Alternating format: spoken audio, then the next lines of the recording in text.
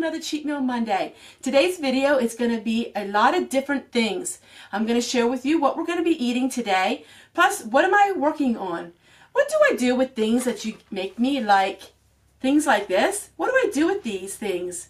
And I want to share with you something really unique. I've never seen it before. A subscriber Patty got me. So let's get started. I'm going to show you what I'm working on, and then we'll have some lunch together.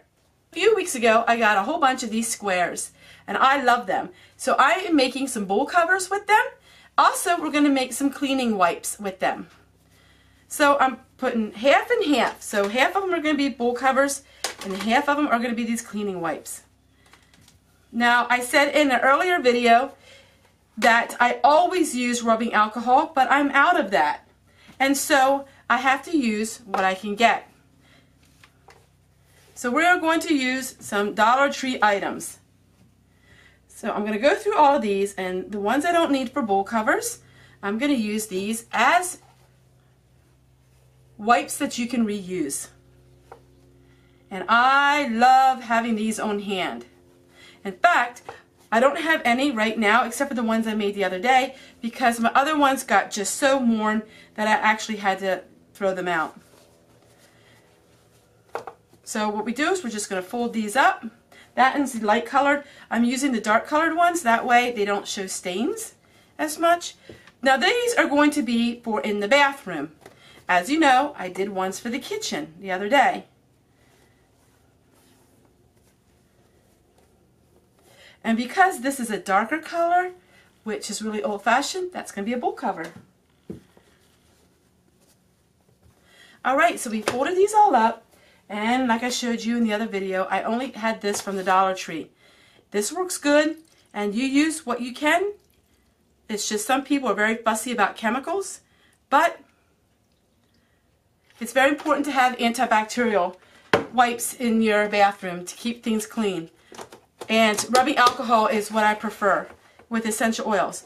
But there you go. So now we have these wipes that you can use these over and over and over again. And they are going to go in my bathroom.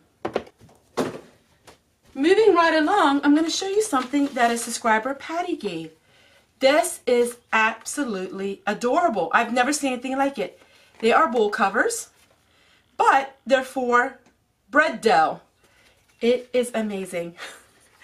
And you all know I need this. I need the measurements. You guys know I'm not too good on that. So I'm going to just use this. I think I'm just going to hang this up for Prairie because it's really nice for me. But this is a bowl cover for when you have bread dough, which I'm sure you're going to be seeing in a lot of videos. So unique, and I can't wait to be able to use it. So I'm going to go ahead. It's rather silly. But I'm going to hang it up here for now because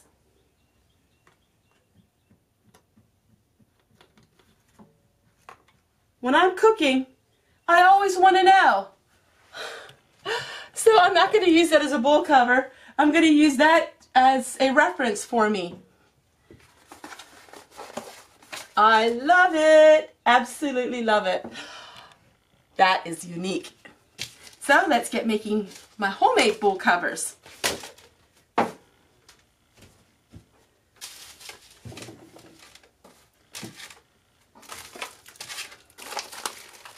Since you've seen many videos of me doing this, I am not going to film this.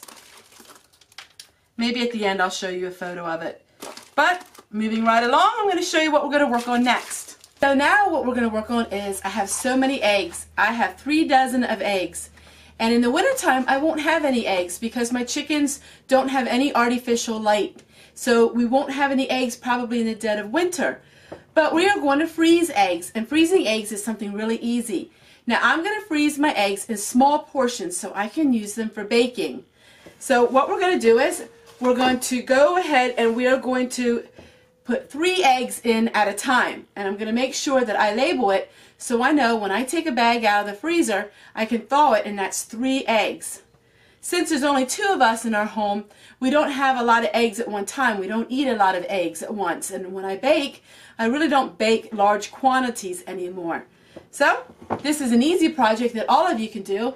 If you get any eggs on sale, you can freeze them for almost a whole year. We're going to freeze some of them 3 at a time, and then maybe we'll do some of them 6 at a time.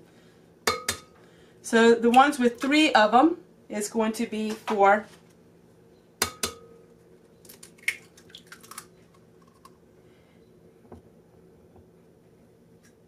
now. You want to keep your eggshells. I have a little table underneath me here with a bowl in it, so I am putting all of my eggs in there. So what do we have? 1, 2, 3, 4, 5. So this one is going to have 6 in it, and some are going to have 3. But you want to use your eggshells because they are amazing for all kinds of things. You can use your eggshells to feed your plants in the summertime. You can dry the eggshells, crumble them up, and put them in chicken feed. There's so many things you can do with eggshells. So you don't want to waste your eggshells.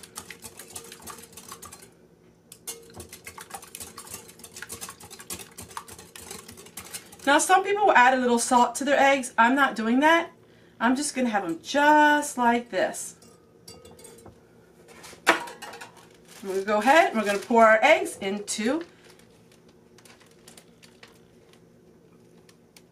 our bags.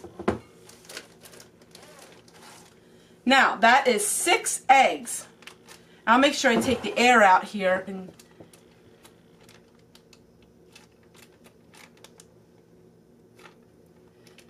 So that is 6 eggs. We're going to make sure we write that down. 6 eggs. So we know how many it is.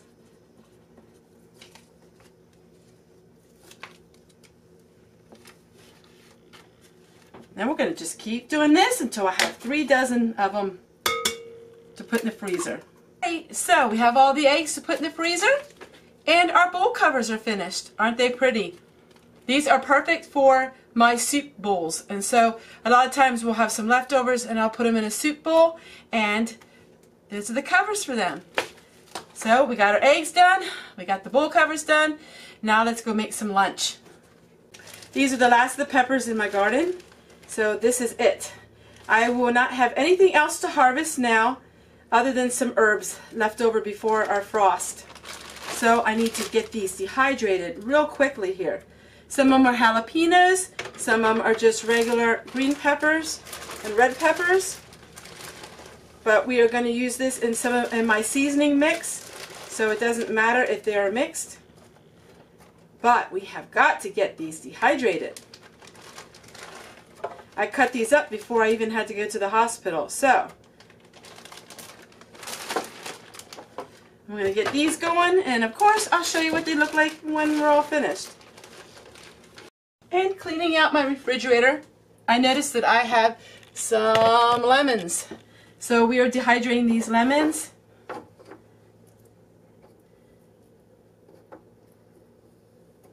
And these little pieces are going to go out in the greenhouse, and those, they will dry. It'll take a couple weeks, but they will dry, and I will use them in my different kinds of soaps that I make. These are going to be, either I'm going to use these for edible reasons or for decorations. I'm not sure yet what I'm going to use them for. I do like having dried lemons. I will add them to any kind of iced tea or lemonade. You can use them as a garnish. You can use them for so many things. Alright, so now I think I got everything back on track of the food that was in my refrigerator. I decided to make burgers because we ended up going away a big part of the day, and we were kind of snacking, but yet we still wanted something to eat. So I made these burgers, and I had some leftover mushrooms. Being this is at the end of the month, so we have a little bit less supply of our fresh ingredients. As you know, this week we go to the food pantry and we get a lot of fresh ingredients there. But when it gets towards the end of the month, we don't have that much fresh ingredients like we're used to. So I do have a head of lettuce yet from the food pantry, and we have some homemade dill pickles. We have a couple tomatoes yet from my garden, and so that's going to help us out a lot.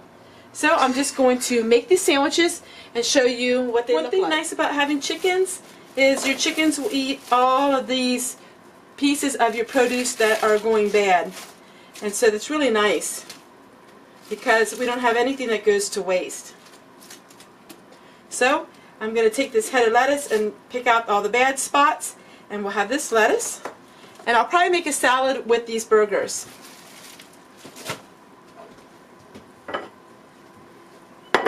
So we have some rolls that are left over that I had in the freezer.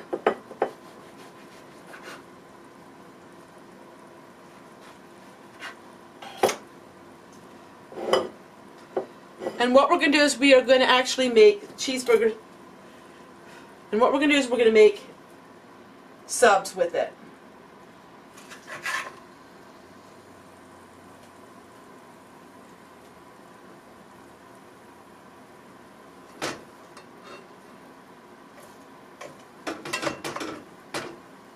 I like to, when I make my sandwiches, have a lot of ingredients that I can put in with the sandwich. That way it fills you up even more.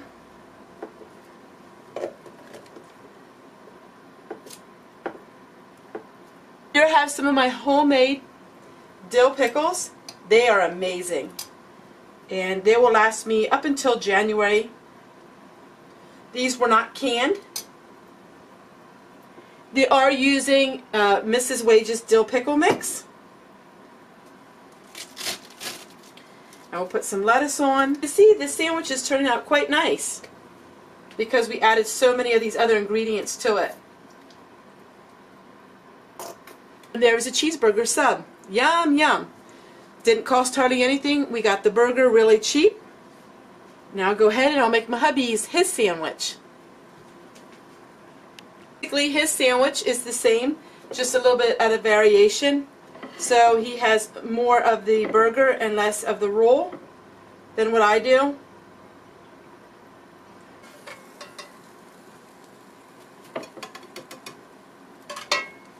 And that's his variation.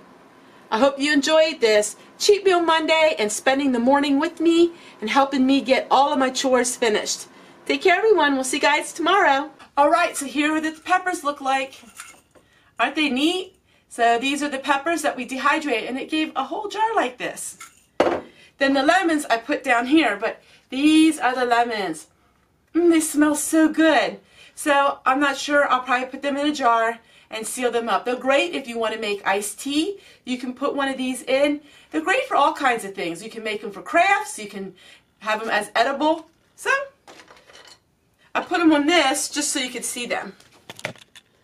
So that's the lemons and that's the peppers. If you like my Cheat Meal Monday videos, I have hundreds of them in this playlist. And every video is the title of what I'm making for that day. Hundreds of recipes, and they're all within a very strict low-income budget.